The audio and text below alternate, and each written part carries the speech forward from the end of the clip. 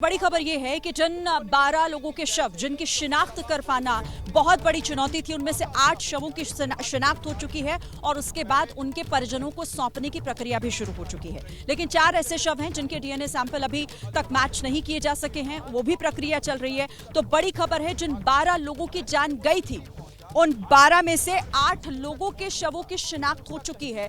आखिर वो कौन थे, इसके बारे में जानकारी मिल गई है और साथ ही अब उन शवों को परिजनों को सौंपा भी जा रहा है।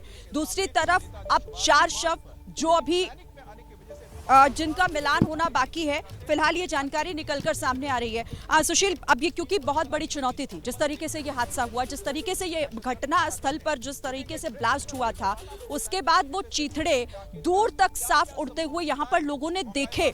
इसी सड़क पर कई जगह पर शव के टुकड़े पड़े हुए थे जो अपने आप में लोगों को दहला रहे थे अंदर तक। अच्छा, शिवांग हमारे साथ इस पर जुड़े हुए हैं, वो हमें जानकारी देंगे। पूरी खबर बताइएगा, किस तरीके से अब जो 4 बाकी शवों की शिनाख्त हो रही है और बाकी 8 बताया जा रहा है कि उनके शिनाख्त हो चुकी है और परिजनों को सौंपने की जो प्रक्रिया है वो भी शुरू हो गई। शिवांग,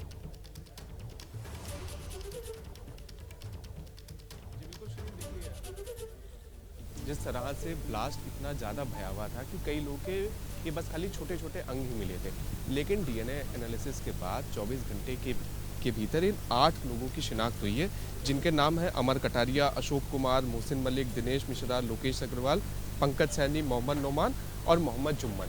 ये 8 लोगों के शवों की शिनाख्त हो चुकी है और उसके अलावा जो बाकी 4 अंग और आए थे, 4 शव और आए थे, उनकी भी डीएनए एनालिसिस की लगातार प्रक्रिया चल रही है। लेकिन इसमें देखिए एक और कैच है कि जिस तरह से लगातार इस चीज़ को पुख्ता करा जा रहा है कि जो i20 कार है उसमें डॉक्टर उमर मोहम्मद ही था, तो इसको लेकर पुलवामा से उसकी मां का भी डीएनए सैंपल आया हुआ है, जिसकी भी डीएनए एनालिसिस की पूरी प्रक्रिया चल रही है। इसमें तकरीबन 24 से 48 घंटे लगते हैं, जिसके बाद इस बात की भी पुख्ता हो एक तरह से मतलब कहते शिनाख्त भी हो जाएगी, पुख्ता भी हो जाएगा कि जो i20 कार थी उसके अंदर डॉक्टर उमर मोहम्मद ही था जिसने इस पूरे ब्लास्ट को अंजाम दिया। तो देखिए, अब तक की स्थिति यही है कि एलएनजेपी में 8 शवों की शिनाख्त की जा चुकी है। कल तक ये आंकड़ा 6 तक था कि कल सिर्फ 6 शवों की ही शिनाख्त हो पाई थी, लेकिन अब जानकारी ये मिल रही है कि 8 शवों की शिनाख्त लगातार हो चुकी है।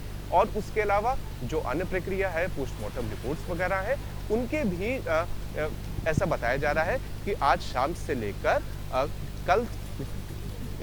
कल सुबह तक उनके भी आने की पूरी उम्मीद बताई जा रही है। तो देखिए, ये पूरी स्थिति है इस वक्त एलएनजेपी अस्पताल में, जहां पर न सिर्फ एक तरह से जो शवों की शिनाख्त थी वो हो चुकी है, प्लस उसके अलावा जो पोस्टमार्टम रिपोर्ट्स है उनके भी आने का अनुमान आज शाम तक जताया जा रहा है। जी और देखिए शिवांग, जिस तरीके से अब ये भी महत्वपूर्ण है कि जो कार में शव के टुकड़े मिले थे, क्योंकि उसका भी जिस तरीके से अभी इंतजार किया जा रहा है कि आखिर उसकी पहचान कब होगी, उसके डीएनए सैंपल जो लिए गए थे उनका भी टेस्ट हो रहा था, उस पर कोई अपडेट है?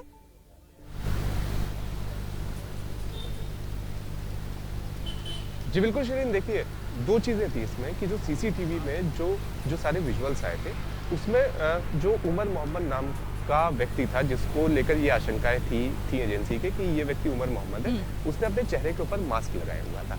फिर जब ब्लास्ट हुआ, जब पूरी गाड़ी के मतलब चिथड़े उड़ गए, तो गाड़ी का छोटा सा पुर्जा और उसके भी अंग का एक बहुत छोटा सा ही पुर्जा आ पाया था एलएनजेपी में। फिर उसके बाद पुलवामा में उसकी मां से को जब हिरासत में लिया गया, तो उसके बाद उसकी मां से ही डीएनए सैंपलिंग जो मतलब डीएनए सैंपल था वो इकट्ठा करा गया था जम्मू कश्मीर में, जिसे दिल्ली लाया गया है और दिल्ली में भी इसका डीएनए सैंपलिंग करी जा रही है, डीएनए सीक्वेंसिंग की जा रही है, ताकि इस चीज़ को पुख्ता तौर पर वेरीफाई किया जा सके कि जो कार के अंदर बैठा व्यक्ति था, जिसकी लगातार सीसीटीवी के अंदर फुटेज आ रही है, और जो कार जिसको लेकर ये अंदेशा मतलब जताया जा रहा है कि इसी कार के अंदर विस्फोटक था जो कि ब्लास्ट हुआ था, वो उमर मोहम्मद ही है।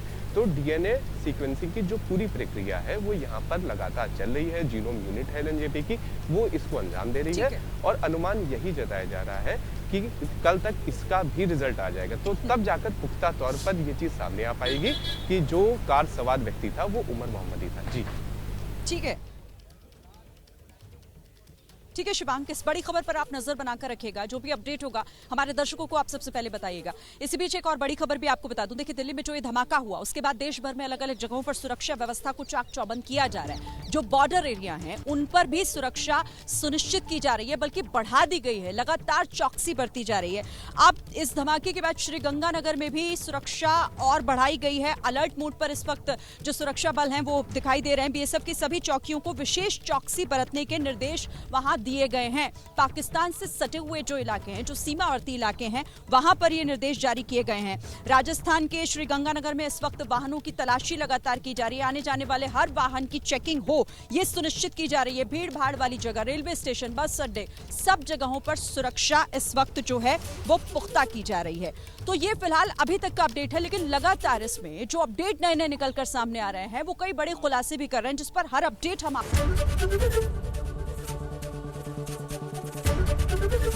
एबीपी गंगा, खबर आपकी, जुबान आपकी।